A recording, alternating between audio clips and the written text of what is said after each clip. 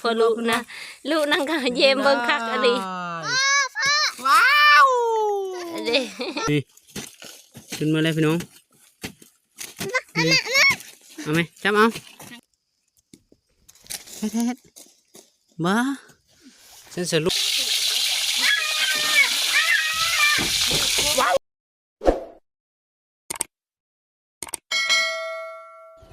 ไปบ้านนี้กราบทักทายสบายดีแล้วก็สวัสดี FC ทุกท่านนะที่เข้ามาติดตามรับชมวันนี้ก็จะไปหาโคแมงตะโอดพี่น้องไปคุ้นแมงตะโอดได้คนแรกนะบานตัวแดดจัดพี่น้องไปกำลังไปโอ้ยได้มาเด้อ้าว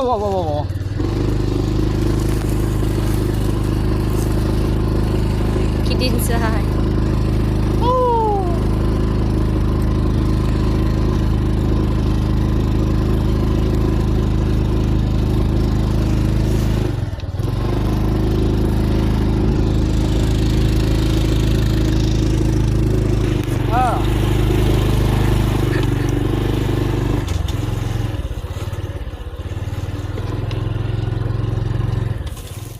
วันนี้ก็มาเอาเครื่องวายพี่น้องเลยเอาวายเป็นน้ำเนี่ยนี่นะโคเห็นหูมันแล้วก็เอาซ่อนป้อนลงไปแล้วให้มันเกาะขึ้นได้นี่เป็นน้ำนี่แหละกำลังแม่นเอาอยู่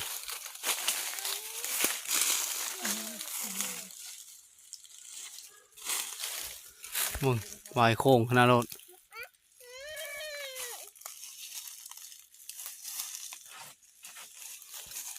เยอะบ้านนี้พี่น้องเอาไว้แล้วนะ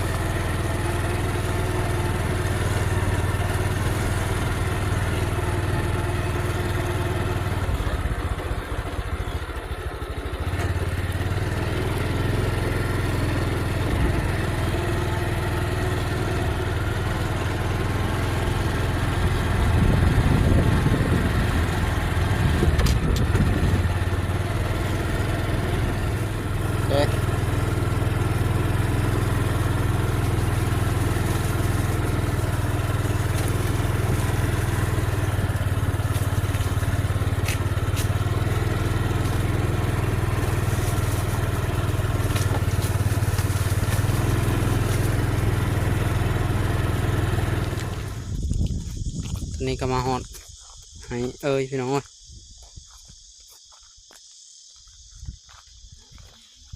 หาคู่แถวพุ่นแล้วเบิ่งจะได้กุ้งไม่ย่างแถวกุ้งไม่ย่างพี่น้อง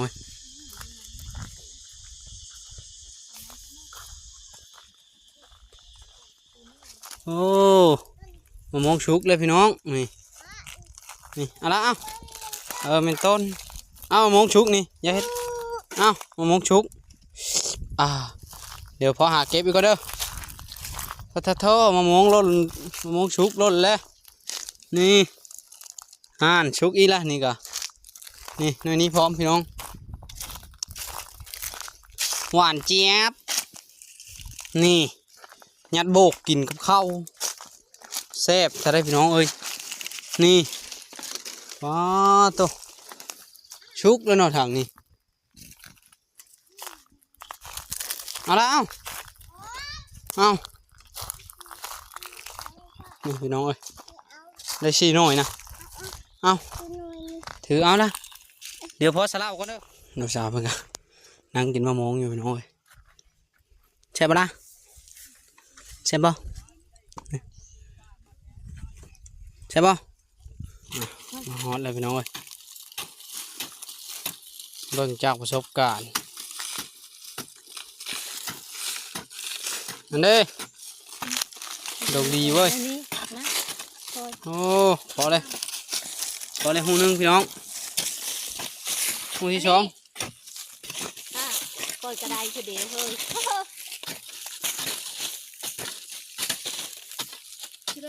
น้ำออกละ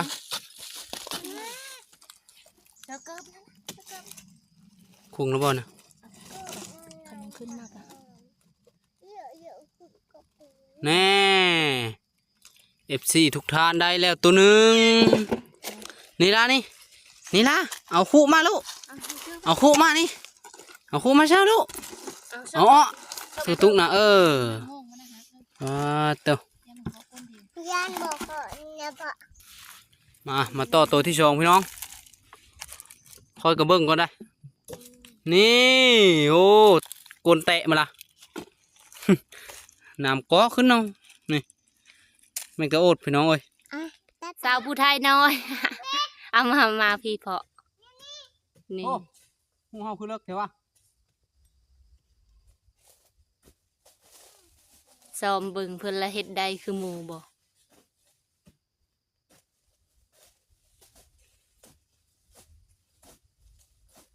ใช่ปะ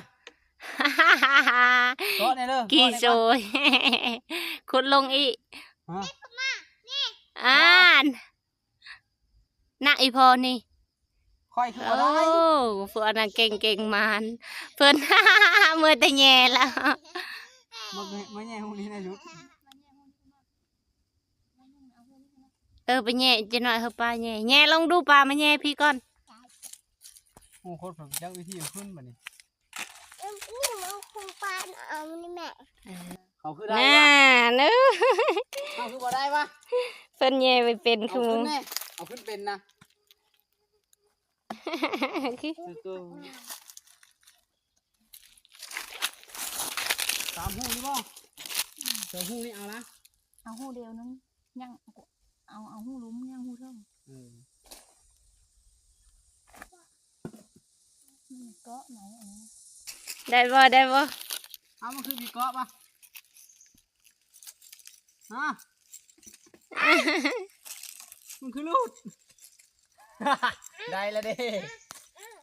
ดูสาวภาษาครับ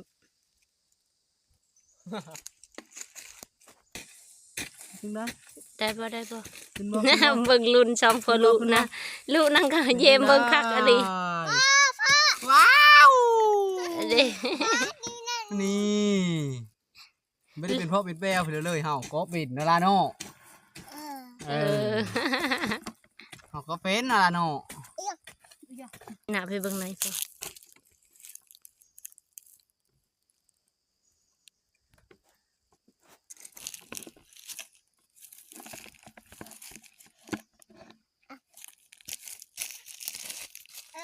เป็นจังได ได้เลย เริ่มเป็นแล้วได้พี่น้องเอ้ยนี่ มันเอาอย่า มีเป็นพ่อเป็นแป้วไปเลยได้ เอามาเอาเฮ้อ เอาไว้อยู่คู่ละ อ้าว ถือคู่เจ้านะ บงเด โอเค เอา นี่พ่อนี่ แมงตะโอด ก่อนอื่นก็หาโคก่อนพี่น้องเอ้ยโคเห็นหูมันก็ได้อย่างเกาะได้ มูกมากูมา คือโคหอยนี่แหละ นี่มูกนี่มาจาปะน้ำไปส่งมา นี่เห็นนี่แหละนี่หูหนึ่งนี่ โอ้ พอแล้วเสร็จนะ ป่า นี่ แมว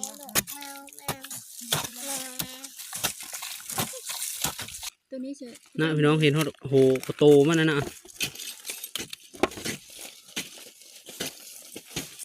นี่ขึ้นมาเลยพี่น้องนี่เอาไหมจับเอา หางงมันเด้อยามันจุยก้นเดียวเลย นี่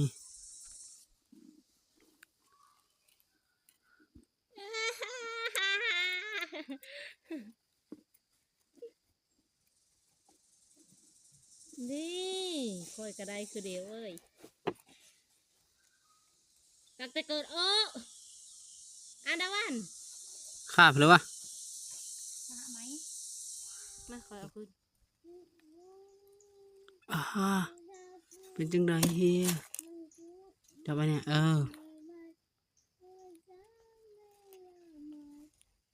รูดละรูดเสร็จแล้วโอ้ยโอ้เผื่อเสียดายพี่น้องเอ้ยหน่อยรูด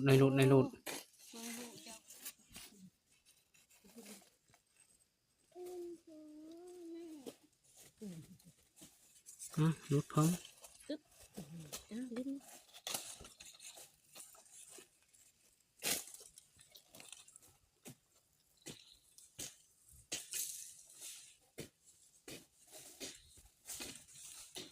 นี่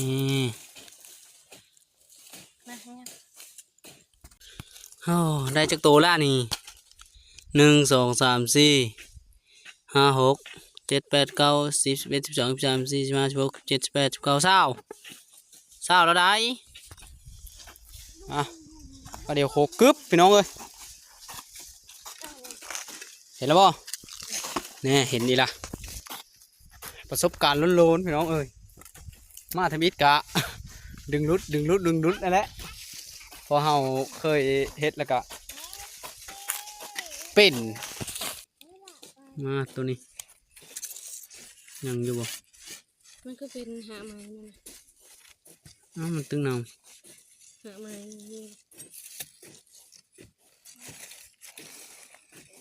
นี่ มีตัวนี้เด้เก่งๆเนี่ยนี่จะมีนี่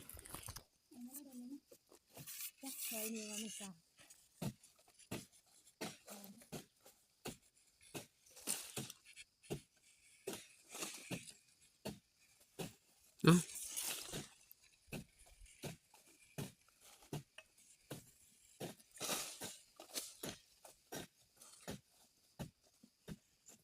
นี่ได้แล้วตัวหนึงนะพี่น้องมาตัวที่สองต่อ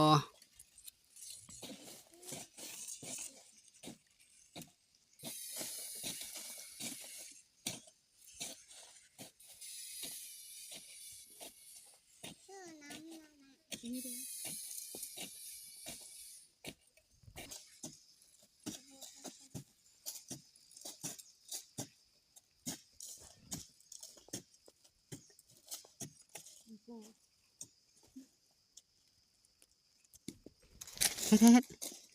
มาฉันจะรูดไปเพิ่นสองตัว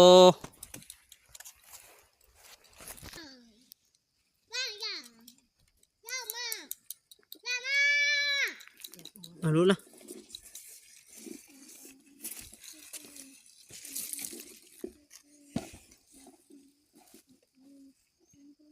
พี่เลิกคือว่าเมา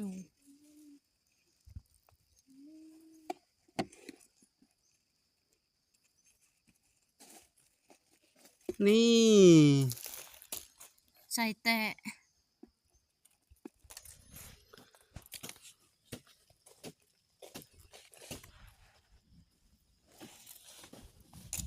นี่ได้เลยพี่น้องเอ้ย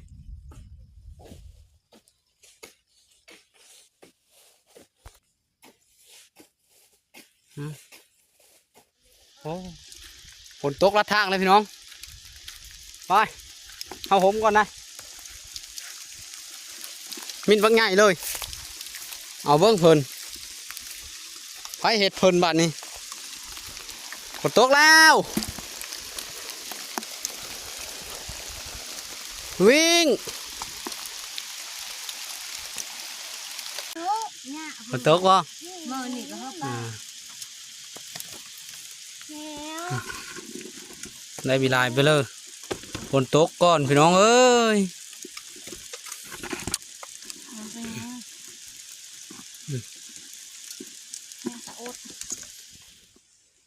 พอแต่แผ่นดินลายพี่น้องตกกันมีแห้งไปเลยป๊บน้ำกับพิจทันนี่ก็ยังฮืออยู่มืดมาแต่เนอเพื่อเลยน่ารอมือก่อนพี่น้องไว้บ้านี้ได้หลายแนวได้มามื้อนี้กะเมื่อพบพอเดี๋ยวอยู่แต่เฮิร์นเพื่อไรพี่น้องเอ้ยจะกินแล้วกะไปโอ้เกิดมาพี่ท่านแล้วพี่น้องเอ้ยมาเทิร์นพอดีแห้งขนาดรถฝนกะ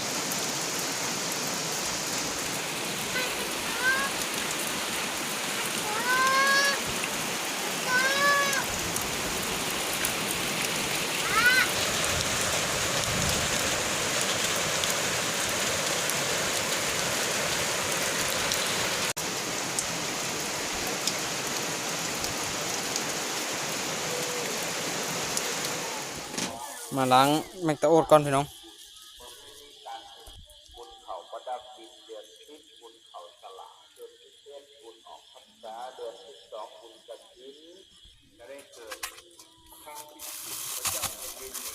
เอ้ยมีเอาน้ำพี่น้องเอ้ยเป็นว่าเพิ่งก็ได้กินลายเธออยู่เป็นเธอคอยได้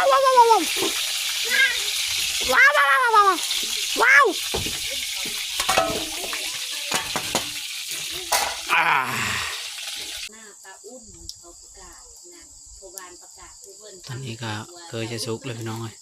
ตาอุ่นชื่อชีวิต เอาทอดให้มัน เป็นเบาลูกจ้า ตึงก็ได้นี่ ลูกขึ้นมาจะเส้น ตัวใหญ่ขนาดนั้นนี่เบ่งละ ปางนอนเด้จ้ะนะ ตัว เซ็ตบันนี้เพิ่นบอก แจวแล้วมันนี่เมนูเด็ด ลายนะก็ไปขี้นะก็ยุบรถเพิ่นบอกคุบไปคือว่าตาอุ่นเสียชีวิตเพิ่น อันนี้ บัดเราฟังก็คักคือก็ว่าแค่หน้าตาอุ่น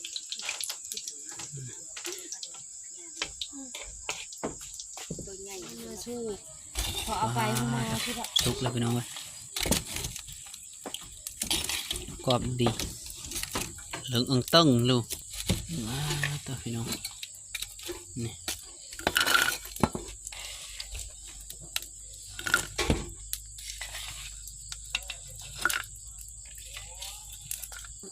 นี่เรียบร้อยเลยกูแจวนะเบิ้งตัวซิมก่อนพี่น้องเอ้ยนี่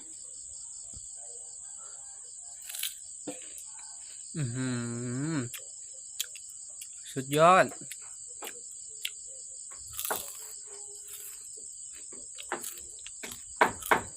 ฟิน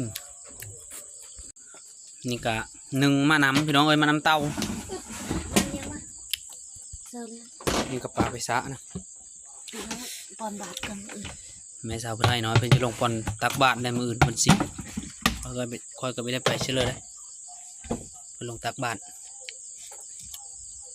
เอาลูกสาวซ้ำลูกสาวใหญ่ลงน้ำเดียวกำลังส้นตอนนี้มาพ่อแม่พี่น้องกินข้าวแรงแม่เพิ่นพิการกินได้นี่มาเด้อดาวันกินข้าวน้ำพอลูกมาเด้อเด้อนี่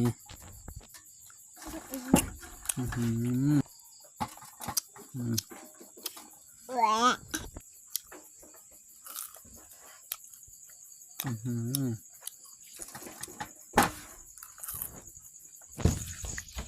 แซ่บไหมน้อง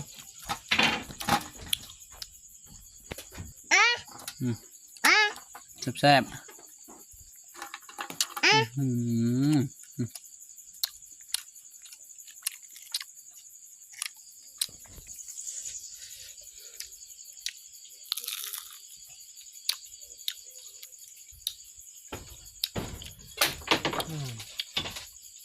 แซ่บเลยพี่น้องเอ้ยน้ำฮักแซ่บเพียว นึ่งมะน้ำกับท่านเลยชุกอย่าไปไว้ในท่ากินพร้อมนึ่งมะน้ำน่าชุกเลยเมื่อพ่อแม่พี่น้อง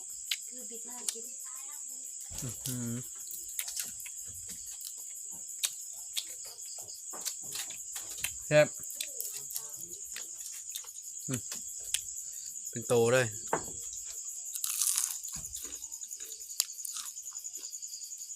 กินกันบ่อย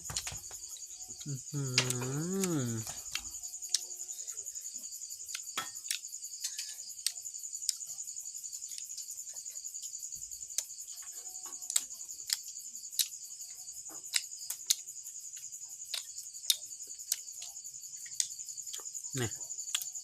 เป็นโตนั่นเนี่ย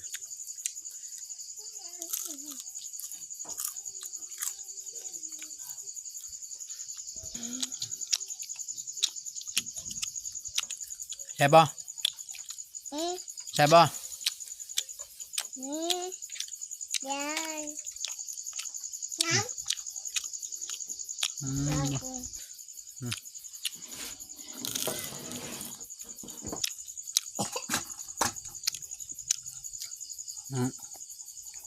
นั่นเป็นต้นพี่น้องนั่นเป็นต้นไฮธรรมชาติ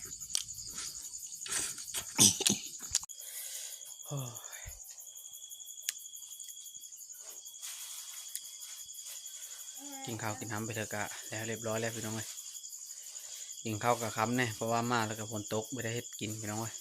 ถ้าฝนเอิญพามาเดิมพาดังนะฝนเอิญแล้วพอดีคำให้กินแล้วพอดีมืดโอเคคลิปนี้ก็จะได้จบคลิปไว้ชำนี้แหละ